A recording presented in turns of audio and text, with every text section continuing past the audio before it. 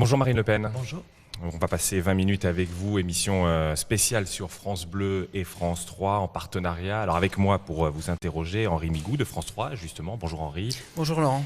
Alors pour débuter, vous avez tenu un grand meeting d'entre-deux tours à Nice hier soir et vous êtes présenté hier soir David contre Goliath. Alors j'imagine que David c'est vous. Pourquoi faire cette comparaison ?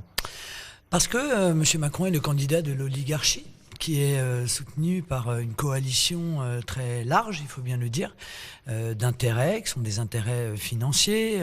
On y retrouve le soutien de la CGT, de l'UOIF, du MEDEF, de beaucoup de grands patrons de presse. Et c'est donc Goliath, c'est le système qui est puissant, sauf que ce système, il n'a rien apporté aux Français. En fait, il n'a fait en sorte que de continuer une politique dont les Français ont souffert de plus en plus. Et c'est vrai que la situation est, en termes de force, déséquilibrée. À la fin, c'est David dans l'histoire qui gagne. C'est donc ça, là, vous dites que ça peut c'est être David reproduit. qui gagne. Et j'ai dit qu'en fait, l'amour que nous avions pour notre pays était le galet que David avait utilisé pour terrasser Goliath. Alors on va parler des régions, c'est un petit peu l'objectif de cette interview, d'être dans les régions, Henri.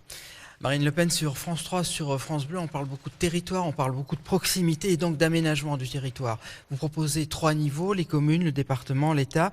Pourquoi supprimer les régions ? Je rappelle que vous vouliez en présider une. Alors, vous avez raison, un des grands axes de mon projet, c'est ce que j'ai appelé la révolution de la proximité. En réalité, on s'est aperçu que toutes ces strates supplémentaires qui ont été créées au fur et à mesure des années ont été vendues aux Français au motif qu'il y aurait des économies grâce à elles, que les choses seraient plus simples et plus efficaces. On s'aperçoit à l'usage que c'est l'opacité qui règne, que c'est les concours de compétences qui se croisent, s'entrecroisent au point que plus personne n'a de responsabilité. Surtout, ça a coûté une fortune. Commune, département, nation, c'est notre organisation territoriale. Nous soumettrons d'ailleurs cette organisation par référendum dès le mois de septembre dans le cadre de la révision constitutionnelle. Mais la contrepartie, c'est que moi, je veux donner beaucoup plus évidemment de pouvoir aux maires, qui vont récupérer des vrais pouvoirs démocratiques, ces maires qui sont des élus de proximité. Et puis, je vais revaloriser leur statut parce qu'ils sont des élus 24 heures sur 24 et il faut bien dire que notamment leurs indemnités ne leur permettent pas de pouvoir tranquillement assumer ce mandat. Alors on va y revenir sur les maires, mais quand on parle de région, on parle de diversité des territoires, il y a la désertification, les grandes villes ne sont pas forcément logées à la même enseigne que les campagnes. Désertification médicale par exemple, qu'est-ce qu'il faut faire ? Est-ce qu'il faut inciter les jeunes médecins à y aller ou est-ce que carrément il faut les obliger ? Alors bien sûr, je vais en parler tout de suite, mais permettez-moi de vous dire quand même que ces grandes régions qui ont été constituées, en réalité, ont aggravé la désertification, puisqu'elles ont éloigné la décision politique des territoires. Moi, je pense que la désertification médicale est un sujet absolument majeur. J'ai donc fait toute une série de propositions, notamment accorder des aides fiscales et des incitations fiscales aux médecins qui sont sur le point de prendre leur retraite pour qu'ils puissent accepter de rester un certain nombre d'années et créer un stage d'internat pour les internes dans les territoires sous-denses. Ça, c'est un moyen de recréer le maillage. Mais permettez-moi de vous dire aussi qu'en amont, il faut évidemment libérer le numerus clausus qui interdit en réalité de former des médecins. Ce qui nous pousse aujourd'hui à aller chercher des médecins étrangers, c'est quand même une politique avec laquelle on marche sur la tête. Obligé ou incité ? Non, ce sont des stages obligatoires dans le cadre, pour les jeunes internes, ce seraient des stages obligatoires de 6 mois. Quelle est l'idée ? L'idée, c'est de leur donner le goût de venir évidemment s'installer dans ces territoires. Parce que bien souvent, eh bien, ils sont en réalité attirés par les grandes villes parce qu'ils ne connaissent pas la ruralité. Donc il faut le faire et dans cette attente d'ailleurs, eh bien, il y aura par roulement, par définition, toujours la capacité d'offrir une offre de soins à nos compatriotes.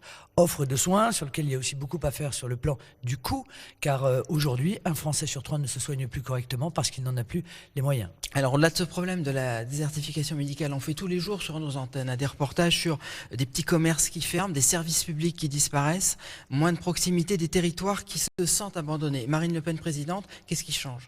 Je vous dis, c'est la révolution de la proximité. J'ai toute une série, un plan global pour revitaliser nos villages et nos villes. Pourquoi ? Parce qu'au départ, départ, c'est l'État qui impulse en réalité en supprimant progressivement, à cause de la politique d'austérité, les services publics dans toute une série d'endroits. Quand le service public part, alors on s'aperçoit qu'il y a une véritable saignée qui suit des commerces qui eux-mêmes, au fur et à mesure, Ça, ferment. c'est le constat. Mais comment on fait concrètement pour justement les maintenir, ces services moi, j'ai publics? toute une série de propositions, notamment la possibilité de ce que j'appelle les commerces éphémères, c'est-à-dire que les municipalités pourront offrir un local à des commerçants pour qu'ils testent leur capacité à trouver leur clientèle à un coût de loyer qui est très très bas. Et évidemment, s'ils trouvent leur clientèle, alors ils iront déménager pour Et les mettre services en place publics, un par exemple, la commerce Poste, on le voit, pérenne. quitte même certains quartiers, des fois. Les services publics, c'est l'État qui décide. Voilà, c'est une décision politique. Et ça coûte de La l'argent. décision Ça coûte de politique l'argent également. aujourd'hui, ça coûte de, oui, monsieur, ça coûte de l'argent, bien sûr, ça coûte de l'argent, mais c'est essentiel pour la vie, encore une fois, de nos territoires. Et puis il y a autre chose. Il va falloir aussi s'attaquer à la grande distribution quand même. Et c'est la raison pour laquelle j'ai demandé le gel de la construction de toutes nouvelles grandes surfaces, parce que ce sont les grandes surfaces et leur développement anarchique, avec la complicité des élus, il faut le dire quand même, notamment de terrain, qui a entraîné aussi une concurrence absolument insoutenable pour les petits commerces qui ont été obligés les uns après les autres soit de fermer, soit de venir s'installer dans les locaux de la grande surface. Alors il faut revoir tout ça, il faut que chacun puisse vivre et se développer, et en l'occurrence aujourd'hui on assiste à un véritable déséquilibre. Alors, les commerces, les services publics et les écoles, qu'est-ce qu'on fait? Parce que quand il y a une école qui ferme en milieu urbain et une école qui ferme en milieu rural, ça n'a pas forcément les mêmes conséquences. Vous avez parfaitement Alors, comment on raison. fait? Écoutez, c'est simple, quand il y a une école qui ferme en milieu rural, c'est terminé. Voilà, C'est-à-dire, oui. c'est mais- terminé parce qu'il n'y a plus d'installation. Alors, comment on fait parce pour. que les jeunes, on change parce que les les jeunes modalités de couples- fermeture pour, entre le rural, l'urbain? Parce que les jeunes couples ne s'installent pas, il n'y a pas d'école à proximité, c'est la même philosophie. Je voudrais que vous compreniez que ma philosophie, c'est une philosophie de proximité. Voilà, c'est une philosophie exactement inverse de celle qui a été choisie aujourd'hui, basée sur une austérité que je conteste, car moi je veux faire des économies, mais je ne veux pas faire des économies sur les dépenses positives pour les Français. Je veux faire des économies sur les dépenses nocives pour les Français. Et des économies, il y en a à faire. Je vous donne juste un exemple. Nous perdons 9 milliards d'euros par an avec l'Union européenne. Avec ces 9 milliards d'euros par an, permettez-moi de vous dire que l'on peut, encore une fois, sauver beaucoup de choses. Après tout, le nombre d'enfants reste le même. Donc une école ne coûte pas plus cher lorsqu'elle reste dans la ruralité que quand elle est délocalisée en quelque sorte dans la grande ville. Marine Le Pen, candidate à l'élection présidentielle, invitée exceptionnelle de France Bleu et de France 3, en direct de Nice, en étant encore avec vous une dizaine de minutes. Alors une proposition, Marine Le Pen, qui est placée assez haut dans votre programme, puisque c'est la 6e, vous en avez parlé, c'est le rôle de la revalorisation du rôle des maires et également du rôle des petites communes. Il y a 35 000 communes en France, c'est un record d'Europe. Elles ont besoin d'argent, l'État leur en donne de moins en moins. Qu'est-ce que vous dites à ces milliers de maires qui sont à nous, nos interlocuteurs, au quotidien sur le terrain? Je leur dis qu'encore une fois, les communautés d'agglos forcées, les fusions de mairies forcées, c'est fini.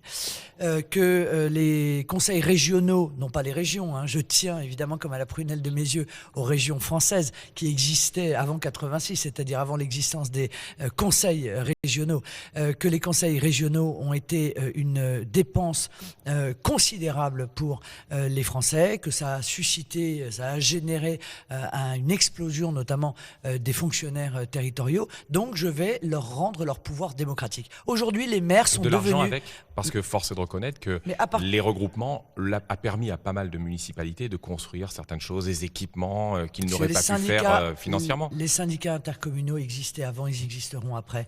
Les syndicats interdépartementaux existaient avant, ils existeront après. Ce que je ne veux pas, c'est qu'on soit forcé. Et je ne veux pas que le maire devienne exclusivement un officier d'état civil, c'est-à-dire sans plus aucune décision, notamment d'aménagement urbain sur sa ville. L'aménagement urbain, c'est la décision politique ultime pour un maire. C'est ça qui lui permet d'organiser la vie de sa commune. Si on lui retire ça au bénéfice des intercommunalités, alors encore une fois, il ne devient qu'un officier d'état civil. Est-ce qu'un petit maire peut rivaliser avec une grande région espagnole ou allemande ? Mais on n'a jamais demandé à un maire de rivaliser avec une région, ça n'a aucun sens. C'est l'État qui doit reprendre encore une fois son rôle stratège et mettre en place les éléments de développement de nos territoires, mais aussi de protection de nos territoires. Car vous savez bien que nous sommes confrontés sur le plan économique et social à une concurrence internationale déloyale. L'État ne fait rien, reste bras ballants. Or, moi, je considère que l'État a son rôle à jouer, et notamment ce rôle de protection pour réguler un libre-échange, une mondialisation dont on voit aujourd'hui que ces résultats ont été catastrophiques. Marine Le Pen, les LGV, les TGV et les TER, notamment les TGV, on continue, on le développe? Oui, moi je crois que les TGV, notamment celui qui va dans le sud-ouest jusqu'à l'Espagne, doit être terminé. Et c'est un peu objectivement la honte. Les Espagnols ont terminé leur tronçon et nous n'avons toujours pas terminé le nôtre. Je pense que nous donnons là un signal qui est un signal Si vous êtes élu, vous mettez les crédits qu'il faut pour de continuer faiblesse. ces TGV. Il y en a d'autres que vous pourriez développer dans l'ouest, Oui, notamment, écoutez, on pense? j'ai pas, je trouve que l'Ouest est quand même relativement... D'ailleurs, ça a été un des premiers territoires qui a été vraiment bien servi dans ce domaine. Mais j'analyserai au cas par cas. Je ne rentre pas honnêtement aujourd'hui dans le détail des choix que je ferai. Mais en tout cas, il est sûr qu'il faut continuer à développer cette offre de transport parce que, encore une fois, le meilleur moyen de tuer un territoire, c'est de continuer à limiter le transport. On voit que les gares ferment, on voit que des lignes ferment, on voit bien qu'on est encore une fois dans un processus qui est un processus de contraction de l'offre publique. Et moi, je suis opposé à cette contraction parce que l'égalité des citoyens, elle passe aussi par l'accès aux services publics. Donc, tous les citoyens français doivent avoir un accès égal, évidemment, on n'ira pas jusque-là parce que en matière de transport, c'est un tout petit peu plus compliqué, mais au moins tendre vers cette égalité. C'est notre devise, hein, l'égalité entre les citoyens, elle est inscrite dans notre devise. Alors Marine Le Pen, le tissu économique des territoires français dont nous parlons aujourd'hui est fait de petites et de moyennes entreprises. Vous dites que ce sont les murs porteurs, c'est votre expression, de l'économie française. Votre programme parle de privilégier, je cite, l'économie réelle. Qu'est-ce que vous entendez par là? Ça veut dire qu'on va arrêter d'aider l'économie financière, voilà, qui a été le chouchou des différents gouvernements depuis des années. Moi, je vais réorienter l'intégralité des aides vers les TPE-PME et notamment l'intégralité des baisses de charges. Par exemple, le CICE, dont les grands groupes ont beaucoup bénéficié, eh bien, tout cela sera fusionné avec les dispositifs de baisse des charges et intégralement réorienté vers les TPE et les PME. Mais il n'y a pas que cela. Je vais baisser ces charges, c'est quand même 40 milliards hein, le budget. C'est pas une dépense supplémentaire puisque c'est déjà budgété. C'est le CICE. Voilà. Mais on va mettre aussi en place la simplification administrative, on va baisser la fiscalité pour les TPE-PME puisque je crée un taux intermédiaire à 24%. Je mets en place l'exonération de la plus-value de cession de PME au bout de 7 ans, précisément pour pouvoir permettre que nos entreprises trouvent des repreneurs simplement. Je vais agir sur les délais de paiement, car les délais de paiement sont un problème majeur de trésorerie pour les TPE-PME, et puis sur l'accès au crédit. L'accès au crédit, les banques ne jouent pas leur rôle. On le voit bien, elles ne veulent plus prendre de risques. Or, c'est comme les assurances, c'est quand même la base de leur métier. Donc, si elles veulent faire de l'argent sans faire de risques, eh bien, on fera en sorte qu'elles contribuent à nouveau à la vigueur de l'économie française. Explication de texte, Marine Le Pen. Vous avez visité avant-hier l'usine Whirlpool. Enfin, vous avez fait un passage à l'usine Whirlpool. Et vous avez dit, avec moi, elle ne fermerait pas. Comment c'est possible, ça? Parce qu'on va la mettre sous protection de l'État le temps de trouver un repreneur. Mais surtout, j'ai dit que dans l'avenir, ce type d'entreprise... L'État a les moyens de dire vous ne fermez pas? Oui, l'État a les moyens. Oui, l'État a les moyens. L'État a les moyens pour sauver cette entreprise. Mais surtout, ce que je suis venu dire, c'est qu'on voit là le symbole des délocalisations et donc de la conséquence de la politique qui est menée. La conséquence de concurrence déloyale qui entraîne le moins-disant social. Et je considère qu'une entreprise telle que celle-là, qui a touché, je crois, 40 millions de CICE et qui délocalise en laissant sur le tapis des centaines de familles, parce qu'il y a les salariés, mais il y a aussi les sous-traitants. Pour nous revendre après des produits qu'elle va aller fabriquer en Pologne, c'est juste pas possible. Donc si elle fait cela, alors les produits qui seront réimportés seront taxés de 35%. Parce que cette mondialisation sauvage-là, ce laisser-faire, ce laisser-aller, cette recherche indécente du maximum de profit sur le dos des salariés et de l'économie réelle, ça n'est pas admissible. Il faut, encore une fois, mettre un stop à cette dérive. Marine Le Pen, candidate à l'élection présidentielle, invitée spéciale sur France Bleu et France 3 en direct de Nice. On va parler de vote rural, Henri. Voilà, Marine Le Pen, le vote Front National est historiquement élevé dans des régions qu'on connaît, la région PACA, le Nord également, l'Est. On observe depuis un certain temps une forte poussée dans le monde rural, le vote des territoires ruraux, un vote d'adhésion ou un vote de désespoir? Non, c'est un vote d'adhésion, évidemment. La ruralité, nous sommes arrivés en tête dans 19 000 communes françaises. Voilà, c'est absolument considérable. Monsieur Macron n'est arrivé par exemple en tête que dans 7000 communes françaises. Donc on voit bien que la ruralité a entendu notre projet, la ruralité adhère à notre projet, ils veulent cette révolution de la proximité, ils veulent le retour de l'État stratège aux côtés de l'économie réelle, ils veulent de la régulation. Voilà, ils veulent de la régulation. Ils veulent que l'État stratège soit là pour éviter les abus, pour éviter les dérives, pour rappeler les règles du jeu sans lesquelles c'est la loi de la jungle. Parce que c'est ça le projet de M. Macron, c'est la loi du plus fort. Et moi je pose la question aux Français qui nous écoutent, est-ce que vous êtes sûr que vous serez du côté du plus fort? Et alors justement les agriculteurs, on est en milieu rural, qu'est-ce que vous proposez comme agriculture demain? C'est quoi l'agriculture version Marine Le Pen? Je crois qu'il faut sauver à tout prix notre agriculture familiale, ça fait partie de l'identité de la France et c'est ce qui nous permet de faire des produits de bonne qualité. Moi, la ferme des 1000 vaches, ça n'est pas mon modèle, clairement. Mais pour cela, il faut que ce soit l'État français, justement stratège, qui, en concertation avec les interprofessions, soit capable de déterminer. Donc on continue à aider, on continue à aider les agriculteurs. Oui, bien sûr, on laisse les subventions, mais c'est nous qui allons déterminer les critères pour les distribuer. Parce qu'aujourd'hui, la PAC, la distribution de ces subventions qui viennent de notre argent quand même, je le rappelle toujours, parce qu'on croit qu'on fabrique des billets au sein de l'Union européenne pour les donner aux agriculteurs. C'est faux, c'est notre argent. Et les critères qui sont utilisés aujourd'hui sont des critères qui déstabilisent les filières. Donc il faut qu'en accord avec les interprofessions, ce soit nous, État français, qui puissions délivrer ces subventions. Maintenant, excusez-moi, mais j'ai tout un autre pan de mon projet pour les agriculteurs pour qu'ils vivent de leur production. Car ce que demandent les agriculteurs, ça n'est pas de vivre des subventions. C'est-à-dire qu'on diversifie leur production? Non, mais surtout de vivre Non, mais d'abord, il faut qu'ils soient libres de déterminer leur propre production. C'est un peu tout le problème. Ce sont des indépendants, il faut qu'ils le restent. Bon.